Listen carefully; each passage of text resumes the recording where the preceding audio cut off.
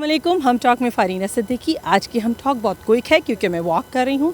हम जब माएँ बन जाते हैं, बीवियाँ बन जाते हैं तो अपनी रिस्पॉन्सिबिलिटी अपनी तरफ से भुलाकर पूरी दुनिया के लिए कर देते हैं। और अगर हम मेरे जैसे लोग हों, कम्युनिटी एक्टिविस्ट हों, बिज़नेस प्रोफेशनल्स हों, वर्किंग मॉम्स हों, तो हम इवन उससे भी ज़्यादा अपने आप को इग्नोर करते हैं। उसका नतीजा क्या होता है, हम बहुत यंग एज में बिल्कुल डिपेंडेंट हो जाते हैं। हम बहुत यंग एज में बिल्कुल ऐसे भी फील करने लगते हैं जैसे हम बीमार हों और हमें बहुत ज़्यादा बीमारियां लग भी जाती हैं। और यही मैं कर रही थी। मेरी बॉडी ने मुझे जवाब दे दिया। मेरी बॉडी ने मुझे कहा दैट्स इनफ, तुम काम करती रहो, मैं तुम्हें कंप्लेन करती रहूँगी और तुम ध्यान मत देना।